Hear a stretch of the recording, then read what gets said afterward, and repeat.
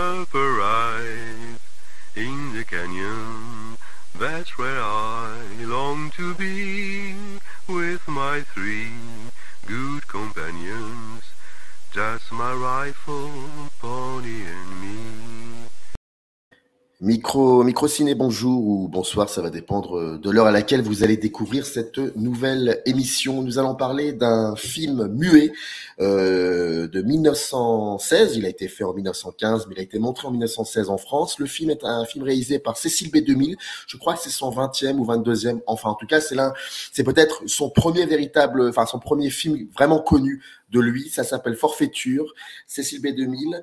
Et pourquoi on en parle? Parce que ce livre, écrit par Laurent Verret, édité chez Presse Universitaire de Lyon, édité l'année dernière en 2021, c'est un livre important qui revient sur un film qui était extrêmement, qui a connu un succès incroyable. Je ne le savais pas.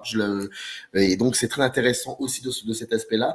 Et dans le descriptif de la vidéo, vous trouverez un lien. Vous cliquez dessus si vous voulez vous procurer le livre. Et donc Laurent Verret est là pour en parler aujourd'hui. Il a accepté de venir. Comment allez-vous? Très bien, merci de l'invitation. Je suis ravi de partager ce moment avec vous autour de ce livre. Bon, je rappelle quand même que vous êtes historien du cinéma et que vous êtes professeur à l'université Sorbonne Nouvelle et vous êtes membre de l'Institut de recherche sur le cinéma et l'audiovisuel. Je vais quand même me permettre de citer quelques ouvrages que vous avez écrits parce que c'est très important. Vous avez publié Abel Gance, Le visionnaire contrarié chez Gaumont Vidéo en 2017 et L'avènement d'une culture visuelle de guerre, le cinéma en France de 1914 à 1928 chez Nouvelles Éditions Place en 2019. C'est très important que je cite ces ouvrages-là parce que ça contextualise un petit peu aussi peut-être la période cinématographique qui vous sensibilise davantage. Vous avez aussi dirigé un ouvrage collectif sur un cinéaste qui est un peu oublié aujourd'hui, malheureusement, Marcel L'Herbier, L'art du cinéma, édité chez AFRHC en 2007. Et vous êtes par ailleurs responsable scientifique du projet Ciné 0819 et lauréat de l'Agence nationale de la recherche ANR. Voilà, j'espère que je ne me suis pas trompé. Première question très très simple que je pose à tous mes invités, quel que soit le statut, l'âge, je ne sais quoi, je demande quand s'est passée la première fois la découverte de ce film, enfin du film qu'il questionne. Et là, pour le coup, en l'occurrence, Forfaiture de Cécile B2000. Vous l'avez découvert en quelle année? Vous aviez quel âge? Et est-ce qu'il y a eu un choc? Alors c'est un film que, oui, j'ai découvert pendant mes études. Enfin, j'ai fait des études d'histoire, j'ai une formation d'historien, mais je me suis orienté à un moment donné sur les études cinématographiques et j'ai découvert ce film à ce moment-là, à l'université, lors d'une projection. Je pense que ça devait être à la Cinémathèque universitaire. Et puis c'est un film dont il est souvent question depuis longtemps dans les cours, dans les études cinématographiques, parce qu'on le considère à juste titre comme un film important et un film charnière. Et en même temps, c'est un peu l'origine du livre aussi, c'est que ce film m'avait marqué quand je l'avais vu, et puis on en parle souvent aux étudiants, et en même temps je me dis que c'est un film qui est quand même assez peu connu, enfin, dans la mémoire collective, même dans la mémoire peut-être des cinéphiles, il s'est un petit peu perdu par rapport à d'autres films de la même époque, d'où l'intérêt que j'ai eu de faire cette recherche approfondie, non seulement pour l'analyser, le film lui-même, mais surtout pour analyser les conditions dans lesquelles il a été montré, la réception qu'on en a faite au moment de sa diffusion, et puis le choc, parce que c'est ça qui m'intéressait beaucoup, c'est que ce film, ça a été un choc culturel. C'est un film qui a presque bouleversé, on pourrait dire, l'histoire du cinéma français. C'est un film américain, mais il a eu un tel impact en France qu'il a quand même bouleversé pendant pas mal de temps le cinéma français. Ça, c'est incroyable, ça, ce que vous dites et ce que quand on découvre le livre. Parce que moi, je l'ai pas découvert, ce film, lors de mes études de cinéma. Je l'avais découvert un peu avant via une VHS, c'était un programme qui avait été passé à la télévision que j'avais enregistré. Mais, je ne savais pas qu'il avait eu une telle répercussion sur le cinéma français de cette période. Je ne savais pas non plus qu'il avait eu un succès incroyable, quand il était sorti en France, bien avant, Naissance d'une nation, parce que Naissance d'une nation est sorti en 23, alors que le film date mais comment voilà, c'est vraiment une question très curieuse, c'est que lorsque vous avez découvert cela, c'est-à-dire ce succès critique public en France, mais aussi le fait qu'il y ait eu des répercussions sur le cinéma français, c'est quelque chose que vous saviez ou vous l'avez découvert dans vos recherches? Bah, comme vous le rappeliez en me présentant, bon, je travaille déjà depuis de nombreuses années, disons, sur l'époque du muet. Sur la période des années 10, qui m'intéresse particulièrement, dans une perspective, on va dire, d'histoire culturelle, c'est-à-dire à chaque fois, évidemment, il y a les films, ce qu'ils sont, ces films, les qualités qu'on peut leur trouver, les qualités, je sais pas, scénaristiques, stylistiques, esthétiques. Mais moi, ce qui m'intéresse beaucoup, c'est la façon dont ces films, lorsqu'ils ont été réalisés et lorsqu'ils ont été montrés, la façon dont ils ont été vécus. Et donc, bon, moi, je travaille beaucoup sur les contextes culturels, social, idéologique du cinéma, c'est ce qui m'intéresse beaucoup. Et pendant la période qui m'intéresse, c'est-à-dire cette période des années 10, il y a un certain nombre de films qui ont compté, qui ont joué un rôle absolument déterminant, et Forfaiture de Cécile B2000 en fait vraiment partie. Et c'est vrai, vous citiez Naissance d'une nation de Griffiths, dans la mémoire collective et même finalement dans l'enseignement qu'on fait aujourd'hui du cinéma à l'université ou dans d'autres lieux, on a tendance à privilégier, quand on parle des grands moments, des moments charnières de l'histoire du cinéma, tout de suite on parle évidemment de l'importance de Griffiths, du rôle fondamental qu'il a joué dans l'émergence, on va dire, du récit classique, etc. Ce qui est vrai. Mais en même temps, quand on se remet dans le contexte de l'époque, ce qui est intéressant, c'est de voir que les films de Griffiths n'ont pas eu cet impact-là immédiatement. Enfin, en tous les cas, il y a d'autres films américains qui ont eu un impact considérable avant même les films de Griffiths. Et dans le cas de la France, je pense que Cécile B2000, mais on pourrait citer aussi, je sais pas, Thomas Harper Hintz. Enfin, il y a d'autres metteurs en scène américains qui vont être découverts par le public français dès les années 1915-1916 et qui vont être immédiatement perçus comme de très grands metteurs en scène. On utilise même d'ailleurs pour la première fois ce nom de metteur en scène pour les désigner, alors qu'on l'utilisait plutôt jusqu'à présent pour désigner les gens de théâtre, et on considère que leurs films sont des chefs-d'œuvre. Ce sont des mots qu'on utilise aussi à cette époque-là. Donc voilà, le point de départ, c'était ça, c'était d'essayer de reconstituer en quelque sorte le contexte dans lequel une œuvre comme celle-là a été vue, perçue, appréciée, et l'impact, encore une fois, qu'elle a eu sur la création artistique, parce que finalement, dans le livre, je parle non seulement de l'impact que le film a eu, on va dire, sur le milieu professionnel du cinéma français de cette époque-là, d'abord les critiques, ensuite au sein de l'intelligentsia, on pourrait dire, française de l'époque, et puis ensuite, évidemment, alors sur des metteurs en scène qui se sont inspirés de ce film, qui ont tiré plein d'idées, etc., qui en ont tiré plein d'idées. Et puis, c'est pour ça que je parlais aussi du champ culturel d'une manière un peu plus large, parce que ce qui m'a frappé, c'est de voir que ce film a même donné naissance à un opéra, a été novélisé, on en a fait un livre, il y a eu des remakes, parfois des remakes cachés ou des remakes avérés.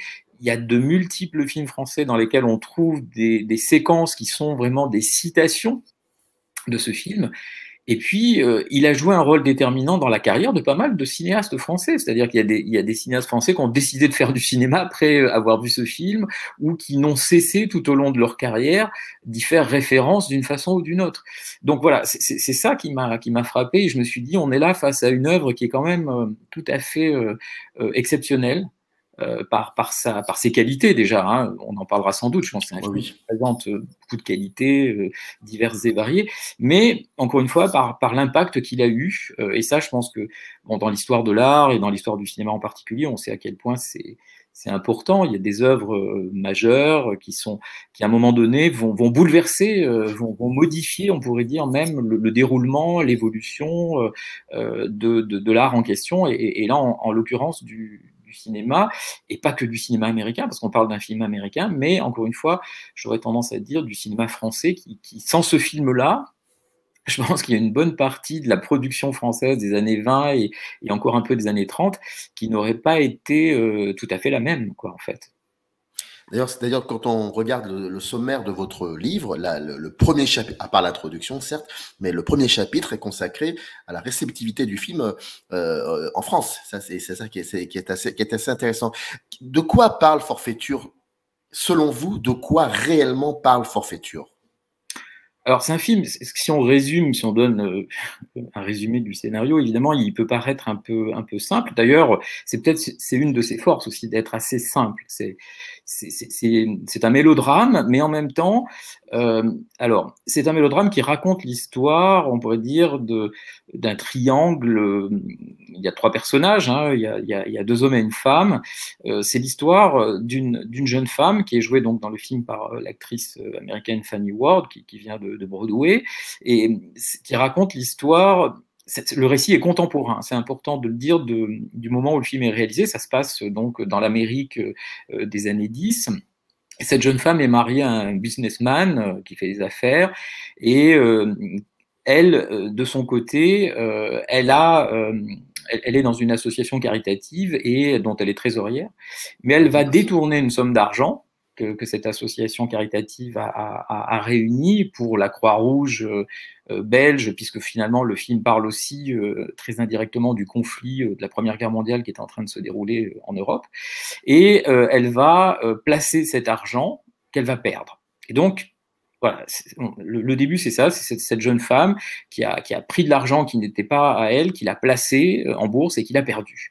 Et pour essayer, pour échapper au déshonneur, elle ne veut pas en parler à son mari, pour échapper au déshonneur, etc., elle va s'adresser à un ami à elle, qui est un riche collectionneur japonais. Alors, voilà, l'identité aussi la nationalité du personnage est très importante, on y reviendra. Ce jeune collectionneur d'art et millionnaire japonais va accepter de lui prêter la somme d'argent qu'elle a perdue pour qu'elle puisse évidemment faire en sorte de la restituer sans que personne ne le sache. Et moyennant quoi, évidemment, cet homme qui est amoureux d'elle, il faut le préciser, compte plus ou moins qu'elle finisse par répondre à ses avances. Et puis, très vite, le mari de la jeune femme gagne beaucoup d'argent en bourse, donc ça parle aussi pas mal de ces milieux financiers américains, de ces businessmen de l'époque, et elle va lui dire à son mari qu'elle a perdu de l'argent au jeu, elle lui explique pas, elle lui dit pas la réalité, mais en tous les cas, il va lui rendre l'argent qu'elle a perdu, et elle va donc essayer de rembourser le japonais avant, disons que voilà, que ce que lui demandait cet homme se fasse, et il va prendre la chose très très mal. Et il y a une scène qui est un petit peu, on va dire, le point culminant du film, chez lui, dans son cabinet de curiosité, comme il collectionne des objets d'art, asiatiques, il va tenter de la violer, donc il y a une scène très violente à ce moment-là, une tentative de viol, et il va la marquer au fer rouge en utilisant un sceau qu'il utilise habituellement pour marquer les objets de sa collection. Et donc c'est une scène absolument incroyable, d'une grande violence, qui est filmée aussi de manière absolument remarquable, avec notamment une utilisation d'éclairage très nouveau pour l'époque. Donc voilà, ça c'est le point culminant du film. Et ensuite, toute la deuxième partie du film aussi très importante, parce que elle va elle aussi beaucoup marquer les spectateurs et les professionnels du cinéma en France à l'époque, parce qu'elle va être reprise de nombreuses fois. C'est une scène de procès qui est un peu nouveau dans le cinéma. Le cinéma américain en avait déjà filmé, mais et donc toute la deuxième partie du film se passe dans un procès, dans une salle de procès, puisque le mari va être accusé de la tentative de meurtre en fait de l'agresseur, hein, puisque ce que j'ai oublié de dire, c'est qu'à la fin de la tentative de viol, la jeune femme va utiliser une arme à feu, elle va tirer sur son agresseur et elle va le blesser très grièvement.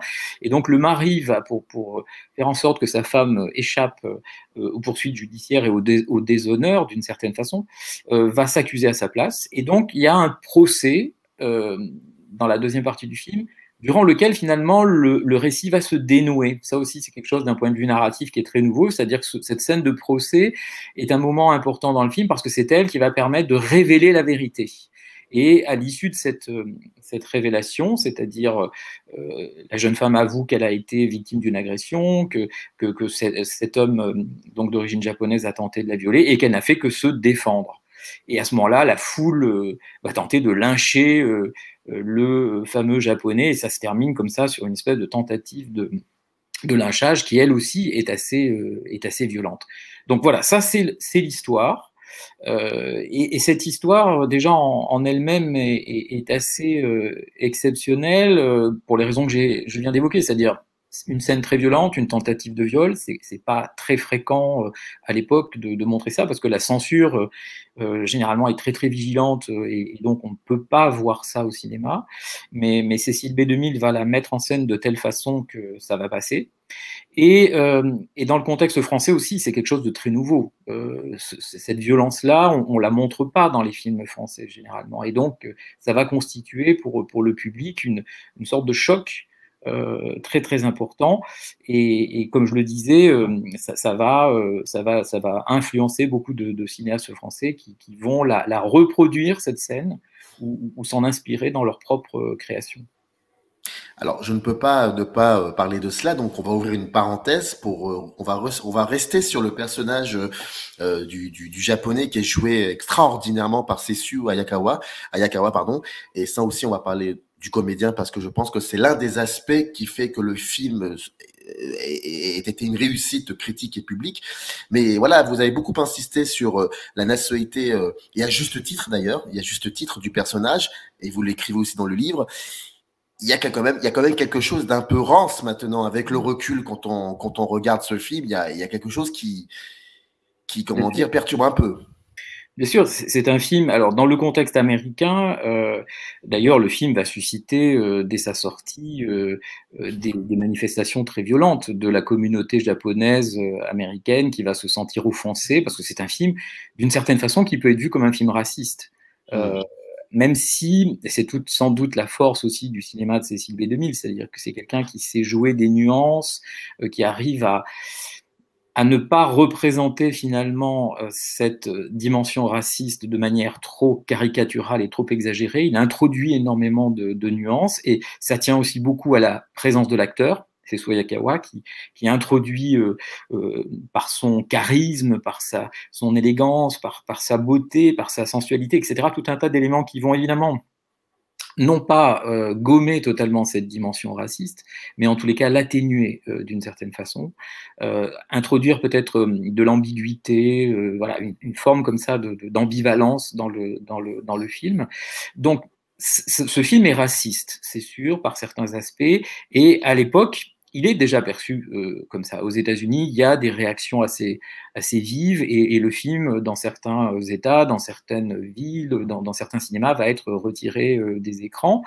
On va d'ailleurs même modifier les producteurs, la société Jess Lasky, qui deviendra la Paramount, va même modifier l'identité du personnage. C'est-à-dire que le film va être retiré des écrans puis ensuite remontré, mais on a changé. Le producteur change l'identité du personnage, il n'est plus japonais, il devient birman. On change, voilà.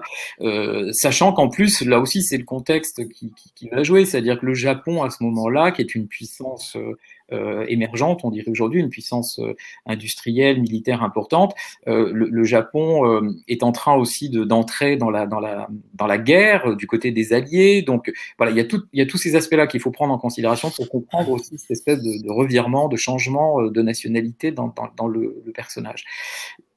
Et en même temps, cette dimension raciste, comme je le disais, elle est nuancée par le fait que quand on y réfléchit, le personnage principal, le héros du film, c'est le méchant en fait, c'est le japonais.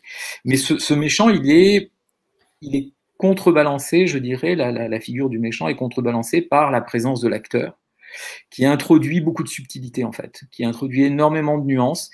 Et ce personnage, certes, il est teinté des stéréotypes, de l'exotisme, de stéréotypes raciaux qui sont courants à l'époque, et en même temps, il est occidentalisé par certains aspects, parce qu'il a une espèce comme ça de présence physique qui le rend extrêmement proche finalement de n'importe quel homme de l'époque qui n'est pas forcément japonais, qui peut être aussi un Américain ou un Français. Il est occidentalisé par certains aspects, et en même temps, il a un charme fou, cet acteur.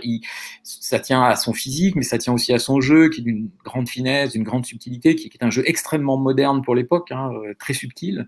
Et donc, il fascine. Et donc, il y a l'ambiguïté dont je parlais tout à l'heure, elle saute aux yeux, c'est-à-dire que c'est un personnage de méchant qu'on ne peut pas haïr, auquel on peut presque s'identifier. Et d'ailleurs, alors évidemment que sans doute des spectateurs masculins ont pu s'identifier à ce personnage. les femmes aussi, on a un certain nombre de témoignages, les spectatrices ont été beaucoup séduites aussi par ce personnage, par son charisme encore une fois et sa beauté. Bref, voilà, il y a des stéréotypes raciaux, mais en même temps, il y a une ambiguïté, il y a des aspects qui viennent contrebalancer, que ce soit sur le plan scénaristique ou sur le plan de la mise en scène et surtout sur le plan du jeu de l'acteur, qui font que c'est plus complexe que ça en fait. Et c'est ça qui rend le film encore aujourd'hui, je pense, intéressant, au-delà des stéréotypes de genre ou des stéréotypes raciaux qu'on peut y trouver. C'est-à-dire que c'est une des caractéristiques d'ailleurs du cinéma de 2000, hein, je pense. C'est-à-dire que c'était quelqu'un de très fin qui est arrivé tout en jouant comme ça avec un certain nombre d'aspects de la société de l'époque. Il arrivait constamment finalement à rendre les choses plus complexes qu'elles ne pouvaient paraître. Et du coup, ces films séduisaient, je pense, un très large public. Je veux dire, quelqu'un qui pouvait avoir des préjugés racistes pouvait voir ce film d'une certaine façon. Par contre, d'autres personnes qui n'étaient absolument pas racistes et qui pouvaient, par exemple, s'intéresser énormément à ce que représentait cet acteur japonais et à l'époque, pouvaient également être séduits par le film. C'est ce qui s'est passé en France, en fait. Sans doute parce qu'il y avait une ouverture, un cosmopolitisme, une ouverture aussi, une sensibilité, je pense déjà à l'époque, notamment à Paris, plus importante, plus grande qu'aux États-Unis. Et le film est immédiatement vu par les intellectuels, le milieu artistique français et parisien principalement, comme un film d'une grande subtilité, en fait, et qui ne peut pas être perçu uniquement comme un film raciste. Voilà, c'est quelque chose qui, quand on lit les textes de Colette de l'époque, quand on lit les textes de Louis Deluc, qui sont des progressistes, qui sont des gens voilà, qu'on ne peut absolument pas soupçonner de racisme, ils perçoivent immédiatement cette subtilité dans le récit. Et finalement, la complexité du jeu d'Ayakawa, la très très grande qualité aussi de la mise en scène, leur paraissent être les éléments les plus importants à retenir du film, au-delà peut-être des travers, encore une fois, racistes que l'on peut y percevoir. Dans le deuxième chapitre de votre livre, après avoir travaillé sur la réception du film en France, dans le deuxième chapitre du livre, vous vous concentrez sur l'analyse du film. Bon, on a déjà commencé à l'évoquer par l'aspect du jeu d'acteur très complexe et aussi très moderne de Sessue Hayakawa. Qu'est-ce qui définit aussi ce film d'un point de vue mise en scène? Quand on parle de Cécile B2000 dans les années 10, les années 20, sa période muette, on parle souvent d'érotisme, de sadisme, mais aussi des comédies, les premières comédies qu'il a faites qui sont importantes. Mais est-ce que, quand on s'intéresse à ce film, est-ce que tout 2000 est déjà dans ce film? Est-ce qu'il y a un style 2000 déjà dans ce film? Oui, je crois. Je dirais pas que c'est la matrice de tous ces autres films, mais il a réussi. Alors bon, il y a déjà évidemment un scénario hein, qui est très très bien ficelé de Hector Turnbull et Jenny McPherson, donc un homme, une femme. Hein, c'est intéressant de noter, qui écrivent ce scénario qui est déjà en lui-même une espèce de prouesse. Hein. C'est un scénario hyper bien maîtrisé, très concis, qui est ramassé, enfin bref, qui est déjà, je dirais, un petit bijou en soi. Et puis la mise en scène de 2000, alors elle tient, on l'a dit, sur le jeu de Fanny Ward aussi, hein, le jeu de l'actrice qui est vraiment aussi un jeu très moderne, le jeu de Sessue Hayakawa extraordinairement moderne. Et en termes de mise en scène, il y a deux aspects, à mon avis, qui sont très très importants à noter et qui font aussi, alors, peut-être une des spécificités du cinéma de 2000, mais au-delà, justement, qui constituent des éléments fondamentaux de la modernité du cinéma américain de cette époque-là, qui va être beaucoup, beaucoup copié après. C'est d'abord en termes de découpage. C'est un film dont le découpage technique est extraordinaire, avec des cadrages qui sont vraiment très très modernes, je veux dire des plans rapprochés notamment hein, sur les acteurs qui mettent en évidence justement leur jeu, leur visage, On a beaucoup parlé de ce visage extraordinaire, de ce masque extraordinaire d'Ayakawa, où on pouvait percevoir un battement de cils ou la moindre petite expression de sa bouche, de ses yeux, voilà, avait une signification extraordinaire. Donc ça, c'est évidemment vrai, mais c'est mis en valeur par le choix des plans rapprochés à certains moments du film. Et deuxièmement, c'est le travail de l'éclairage. C'est un film extrêmement moderne sur le choix des éclairages au service de la dramaturgie. La scène le moment phare dont on parlait tout à l'heure, la tentative de viol dans ce fameux cabinet de curiosité, c'est un moment absolument incroyable où il joue sur les éclairages de type clair-obscur, des ombres parfois qui se détachent sur un paravent, avec donc une technique qu'on appellera ensuite très vite l'éclairage à la Rembrandt, hein, en référence au grand peintre du XVIIe, en fait, qui utilisait, comme on le sait, des techniques d'éclairage, de restitution de l'éclairage à la bougie, notamment dans ces tableaux. Et ces éclairages, en fait, 2000 a l'idée géniale de les emprunter au théâtre. C'est-à-dire que c'est des techniques qu'on pourrait résumer sans rentrer dans des détails techniques. C'est des éclairages directionnels, en fait. C'est-à-dire c'est des projecteurs, qui utilisent à l'époque des systèmes au charbon qui permettent un faisceau lumineux, qui permettent comme ça d'isoler dans un décor soit un personnage ou un détail du personnage qui peut être son visage, ses mains, que sais-je, ou un élément de décor aussi, ou un objet. Donc ces techniques d'éclairage, évidemment, vont accentuer les effets dramaturgiques, notamment dans des scènes comme celle qu'on vient d'évoquer, celle de la tentative de viol. Donc, il y a une unité, je dirais, narrative, il y a une unité aussi dans ce film qui vient d'un découpage technique extraordinaire, et une unité aussi visuelle, esthétique, qui vient de ces choix d'utilisation d'un éclairage qui n'avait jamais été utilisé au cinéma jusqu'à présent, que certains metteurs en scène de théâtre avaient utilisé sur des scènes new-yorkaises en particulier. Et là aussi, ça va, les comparaisons avec la peinture, bien sûr, mais ça va donner une dimension esthétique à ce film, à ce mélodrame. Des mélodrames, il y en a eu d'autres avant, il y en a eu d'autres après. Mais là, pour le coup, ça lui donne une dimension esthétique absolument incroyable, une unité formelle, on va dire, une unité visuelle, qui va devenir presque un peu là aussi une image de marque du cinéma de 2000, mais une image de marque qui va être reproduite dans de très nombreux films français en particulier, où on va utiliser cette technique-là, qu'on ne connaissait pas, et qu'on va utiliser assez souvent justement dans des moments de forte tension dramatique dans les films, comme si la lumière, le contraste, cette technique du clair-obscur accentuée à juste titre, hein, c'est le cas des situations qui peuvent être des situations de tension ou des situations de violence, comme c'est le cas dans le film de 2000. Donc oui, c'est un film qui paraît un peu parfait par tous ces aspects-là, par cette maîtrise incroyable que 2000 a. Alors il se repose évidemment sur des équipes techniques, hein, il ne fait pas ça tout seul, mais il faut quand même rappeler que oui, vous l'avez dit, je crois, c'est pratiquement son 20e film, donc c'est pas un débutant, mais il tourne énormément, hein, c'est un film qu'il réalise en 3 semaines, ce qui peut paraître incroyable, il y a une rapidité dans l'exécution, dans le tournage, alors que quand on voit le résultat, on se dit, mais c'est quand même fou, il y a une maîtrise technique, etc., qui est vraiment très bonne. Et c'est quelque chose qu'on retrouvera effectivement dans d'autres films de 2000. Moi, je pense que ce qui va vraiment caractériser, on retient souvent le côté film à grand spectacle, les péplums, les films historiques, enfin les 10 commandements, etc. Enfin, c'est un peu l'idée qu'on se fait encore un peu de 2000. C'est vrai qu'il maîtrisait très très bien dans certains de ses films les scènes de foule, cette dimension spectaculaire, grand spectacle. Mais je pense que c'est vraiment quelqu'un qui a aussi, dès l'écriture du projet, le souci d'un récit qui soit bien ficelé, en fait.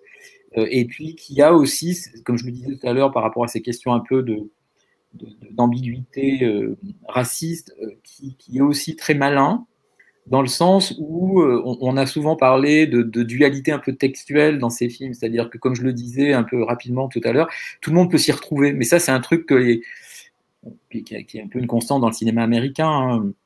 du temps du code Hays plus tard, il y a plein de metteurs en scène qui ont réussi à jouer voilà, très, très habilement du code tout en le respectant, mais en introduisant des petites dimensions, que ce soit sur les questions sexuelles, sur les questions de violence, etc., qui faisait que, bah oui, finalement, ça plaisait un peu à un public très très large et qui permettait au film de passer un peu sous les fourches codines de la censure, mais en même temps qui permettait aussi de titiller les spectateurs et les spectatrices avec des aspects qui pouvaient être considérés comme subversifs ou interdits. Et ça, 2000, de ce point de vue-là, oui, il a tout de suite compris, et il est sans doute un des premiers, mieux que Griffiths, je pense, de ce point de vue. Griffiths, il l'a compris après avoir été censuré, après Naissance d'une nation. Bah, voilà, quand il va faire Le Lys brisé, par exemple, il y a une espèce de retour en arrière sur la question raciale, justement, parce qu'il se dit là, j'ai été un peu trop loin avec ce film ségrégation qui défend vraiment la ségrégation et le racisme qui était Naissance d'une nation. Il revient en arrière, évidemment, avec Le Lys brisé, avec un personnage, justement, asiatique aussi, qui est beaucoup plus complexe. Et vous parliez dans le 3e chapitre des répercussions, des influences de ce film sur l'art français, en l'occurrence le cinéma, mais aussi d'autres figures artistiques. Ça va prendre combien de temps, vont durer ces répercussions sur le cinéma français dans un premier temps? Bah, ce qui est fascinant, c'est que donc c'est une réaction assez immédiate. Hein. Tout à l'heure, on parlait des réactions de la critique. C'est vrai que, alors déjà, on pourrait dire que c'est sans doute un des premiers films donc américains qui va susciter un engouement critique et qui va même donner l'envie à certains d'écrire sur le cinéma et de devenir critique. Je pense à Louis Deluc, qu'on considère souvent comme le père de la critique cinématographique en France. Deluc, il n'aimait pas tellement le cinéma, il y allait, mais pour lui, c'était un art très mineur. Et c'est après la découverte, le choc, le coup de foudre, comme il dira, de Forfaiture, qui va vraiment avoir envie, enfin déjà qui va s'intéresser au cinéma, qui va avoir envie d'écrire sur le cinéma, et qui ensuite, ça va se traduire par une envie d'en faire du cinéma. Donc c'est quand même intéressant. Hein. Et tout de suite, Deluc, dans ses textes, va dire que le film a une espèce de puissance absolument incroyable qui révèle en quelque sorte, ça c'est vraiment important je pense, les potentialités de l'art cinématographique. C'est-à-dire comme si ce film, subitement, alors que le cinématographe existe déjà depuis longtemps en France, qu'on montre des films, mais pour lui comme pour d'autres, c'était un art d'îlote, ça n'avait pas d'intérêt du point de vue artistique, c'était vraiment un spectacle populaire. Alors que là, ce film apporte, selon lui, la preuve que, non, le cinéma, ça peut être un art, et ça deviendra le 7e art quelques temps après, sous la plume de Ricciotto Canudo. Mais voilà, il y a une espèce de révélation. Et cette révélation, elle va laisser des traces, alors très vite, hein, dans les projets scénaristiques français. Quand on regarde un peu les films de Gans à l'époque, des Mater Dolorosa, la 10e symphonie, des films qu'il fait juste après, hein, en 1917-1918, il y a des références explicites à Forfaiture, mais on va trouver ça aussi dans les films de Germaine Dulac, on va trouver ça aussi dans les films de Jacques Feder. Enfin, on pourrait citer évidemment plein de noms. Le nom le plus important, je pense, c'est celui de Marcel L'Herbier, parce que alors là, pour le coup, L'Herbier, mais entre 1919 et 1937, je dirais que presque tous ces films font référence à Forfaiture, ce qui peut paraître absolument incroyable. 1937, c'est le point d'orgue parce qu'il fait un remake qui est vraiment présenté comme tel. Il refait Forfaiture en 1937. Il réécrit le scénario, mais il fait appel à Sessue Hayakawa. Il fait venir des États-Unis Sessue Hayakawa qui va jouer donc son propre rôle. Donc, alors, il va évidemment modifier la structure narrative du film et un certain nombre d'aspects du film original, mais il présente vraiment le film comme une sorte d'hommage à Cécile B2000 et à ce film qui a été pour lui déterminant. Mais quand on regarde les films qu'il a fait auparavant, il y a des références à Forfaiture, mais constamment. Je veux dire, dès Eldorado en 1919, il y a la même scène de tentative de viol que dans celle de Forfaiture. Il va même faire une sorte de remake caché, qui est une parodie un peu du film de Cécile B2000 qui s'appelle Villa Destin en 1920, qui est un film moins connu, qui est d'ailleurs aujourd'hui incomplet. Hein. Mais quand on regarde L'Argent, par exemple, qu'il fait en 1928, hein, qui souvent considéré comme un chef-d'œuvre de l'art du muet, un chef-d'œuvre du cinéma français, à juste titre, film très très impressionnant, adaptation du roman de Zola que L'Herbier transpose dans l'époque contemporaine, hein, un peu comme dans le film de 2000, ça se passe dans les milieux financiers dans le milieu de la bourse en 1928. Et il y a des références, mais alors, c'est-à-dire qu'on va même reprocher à L'Herbier d'avoir pris beaucoup de liberté par rapport au texte de Zola, mais quand on regarde ce qu'il introduit dans son film, qui change justement le texte d'Émile Zola, ce sont des scènes qui lui permettent de rendre plus facilement hommage à Forfaiture, notamment la scène d'une tentative de viol aussi entre le banquier Saccard et le personnage féminin joué par Brigitte Helm. C'est une scène absolument extraordinaire que tous les cinéphiles aujourd'hui décrivent encore comme une scène absolument extraordinaire du cinéma français. Et bien, cette scène, elle n'était pas du tout présente dans le roman de Zola, mais si L'Herbier la rajoute dans son film, c'est juste parce qu'elle lui permet de faire une référence à Cécile B2000 et à Forfaiture. Bref, voilà, on pourrait, je ne vais pas tous les énumérer, je pourrais peut-être en citer un autre, parce que là, c'est un film qui est beaucoup moins connu, mais qui pourtant est vraiment un film très intéressant. C'est le film J'ai tué de Roger Dion, qui date de 1923, alors qui est un film qu'on peut voir, hein, la Cinémathèque française en possède une très belle copie qu'elle projette de temps en temps. Et là aussi, c'est un remake, mais alors là, pour le coup, complètement inversé. C'est-à-dire toutes les questions raciales qu'on évoquait tout à l'heure sont totalement inversées dans ce film. C'est-à-dire que les méchants, je dirais les gens qui sont mesquins, c'est plutôt les Français, et le personnage du Japonais qui est joué là aussi par Sessue Hayakawa, qu'on a fait venir des États-Unis donc en 1923 pour jouer ce film en France, est un personnage chargé de vertu, de qualité humaine, etc. Enfin, c'est fascinant de voir à quel point ce film est devenu finalement une sorte voilà, de moment charnière qui a provoqué alors des envies de cinéma, des envies d'écriture de scénario, et qui en même temps donne l'occasion à des metteurs en scène de réaborder ces problématiques qu'on a déjà citées, hein, la question de la violence faite aux femmes, la question du racisme, etc., mais en inversant aussi les stéréotypes et en donnant finalement une image, je dirais, complètement différente de celle qu'on pouvait avoir dans le film original, qui est plus adaptée peut-être au contexte français, à certaines mentalités qui ne sont peut-être pas partagées par la majorité de la population. Hein. On reste quand même dans un pays qui est colonialiste, qui a effectivement, qui véhicule dans sa culture et dans ses représentations de nombreux clichés, de nombreux stéréotypes raciaux et de nombreux stéréotypes colonialistes.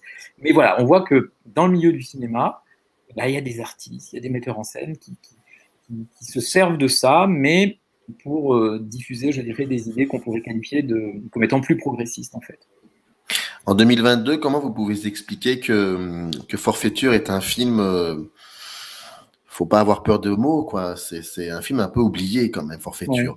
Ouais. Et quand cela fait 37 minutes que vous en parlez, il y a le livre aussi, et quand on lit le livre et quand on vous écoute en parler, on ne comprend pas pour quelles raisons on n'évoque pas beaucoup plus souvent Forfaiture que Naissance d'une nation, par exemple. Comment vous pouvez l'expliquer, le fait qu'on l'ait oublié, ce film-là?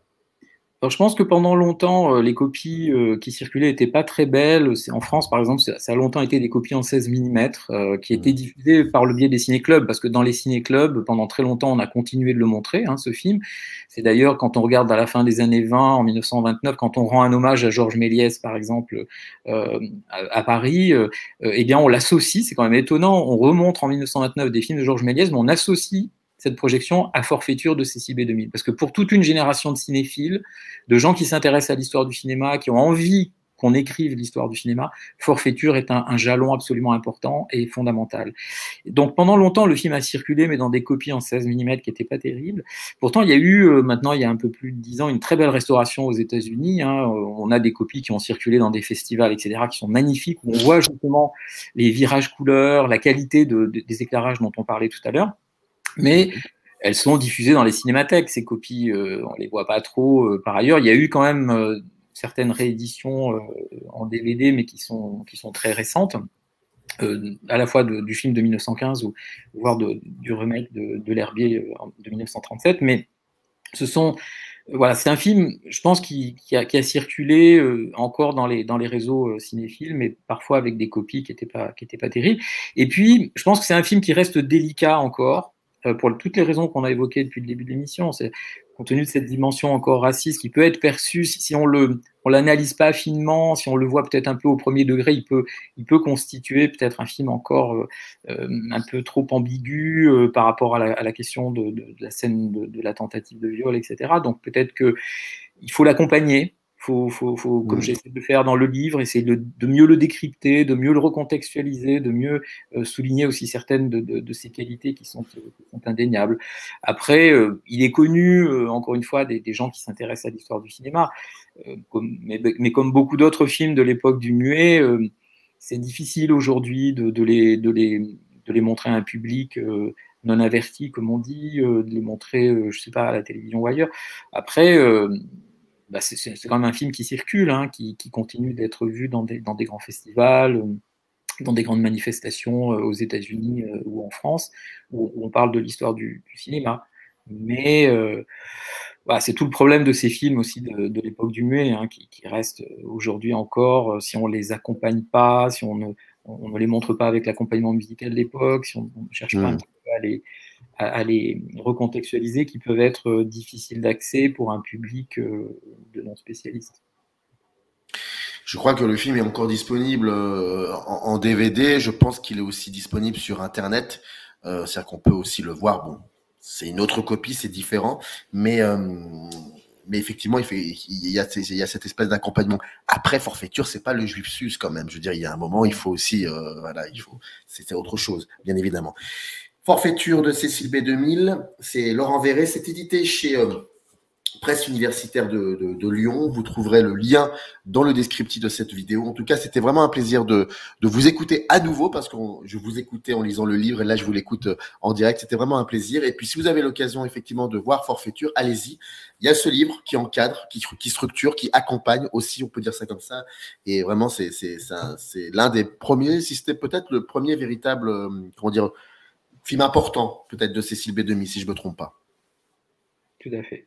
Merci beaucoup pour l'invitation. En tous les cas, c'était un plaisir d'en parler avec vous. Merci beaucoup. Générique. Up arrive in the canyon, that's where I long to be, with my 3 good companions, just my rifle